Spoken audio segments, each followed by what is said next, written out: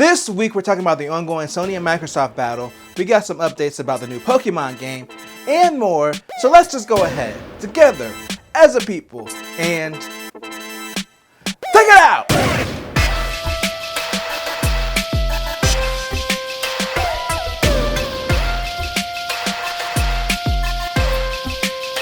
And welcome to another sensational Sunday. I'm Mike, and I don't know what that arm movement was when I walked up, but I'm back to talk about the gaming news. I'm back from my vacation. I'm well rested, and let's hop right into it today because we're talking about the PS6. No, not the PS5, the PS6 during the whole caddy battle that's going on between Microsoft and Sony regarding Microsoft trying to buy Activision Blizzard, and basically Sony being like, no, it's going to hurt us because they're going to take Call of Duty exclusive, even though Microsoft keeps saying that they don't want to do that. Basically, there's a leaked document from the CMA, or the Competitions and Market Authorities in the UK. Sony was filing their concerns about Microsoft making Call of Duty an exclusive to the Xbox. And in this statement, they mentioned the PS6. Now, they basically said the only guarantee that they've gotten from Microsoft is that Call of Duty is going to be on the console until 2027. They basically say this current deal will leave the PS6 high and dry, and the actual date is redacted from the document that leaked. So we don't know the exact date that they said, but we can assume that it'll probably be 2027 or later at this point when they plan on releasing the PS6, just because of this leaked document. Now, of course, this could always change. It could always be longer. I mean, right now we're 2 years into the generation, and it doesn't even feel like it started yet because I don't know anybody that really has a PS5 except for 2 people. And one of them got a PS5 early, and the second one is the person that I sold my PS5 to, and that's it. They've still been kind of hard to get, even though I did see some available for Black Friday, and the availability is getting better. But yeah, it doesn't feel like this generation's even started, so I wouldn't be surprised if it ends up being later. I don't think it'll be 2027. We'll have to see where we are as far as tech, and if those consoles feel like they're lagging behind by that point, or maybe if the sales aren't where they want to, then maybe they'll just restart the generation, because that's also a thing that could happen as well. The main thing we can infer from this investigation that's been going on for the Microsoft Activision deal is that we probably won't get a PS6 until at least 2027.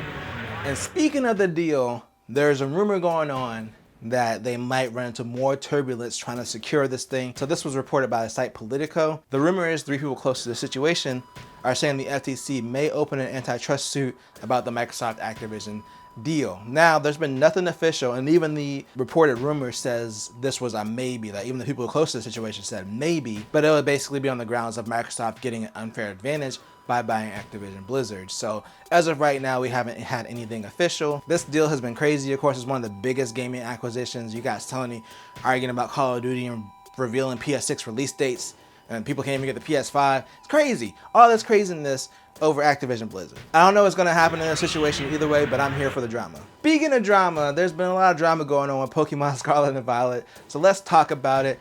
If you haven't heard, the game's got problems, y'all. It's got some issues. There's a bunch of graphical glitches as well as frame rate issues. I'm not going to go too much into it because I'll actually be back on Thursday to do a deep dive on these issues and talk about it. But basically, people are not happy with it. Now, the game has sold really well. It's already sold like 10 million copies in its first week. It's one of the fastest selling Nintendo games of all time. And it hasn't even been out for that long. So the game's selling really well, but apparently a lot of people are requesting refunds for the game over these graphical issues and the glitches that have been going on. And so far, it seems like Nintendo's mostly been complying with the refunds. But yeah, Nintendo hasn't really officially addressed this themselves. But as someone who pre-ordered the game and has been playing it, it's been fun, but yes, I've definitely noticed that got a lot of issues. So again, I'm going to go more in depth about it, but as of right now, Nintendo hasn't officially addressed this.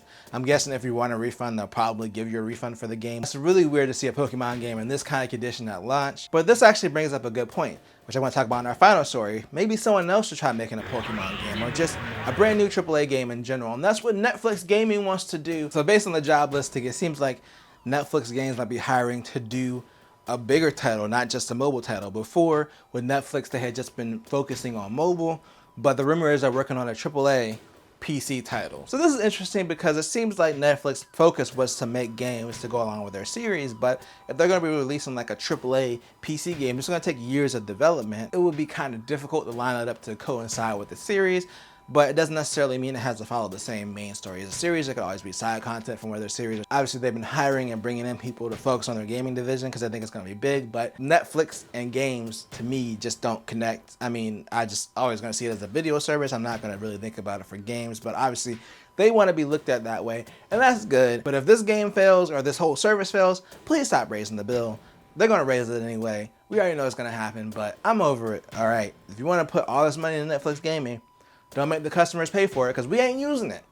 You got to give us a reason to use it. Maybe this AAA PC game will be the reason. But if we got to pay for this feature that nobody is using, then we're going to have problems. So I hope that it's successful and they make their money back on it and the cost doesn't end up coming down to the consumer. But it's Netflix, so they're probably gonna raise prices anyway. That's gonna do it for today.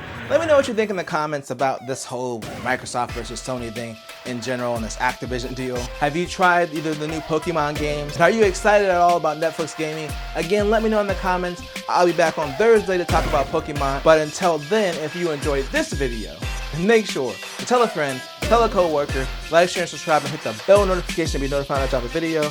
And always do at least 2 things at the same time. Peace.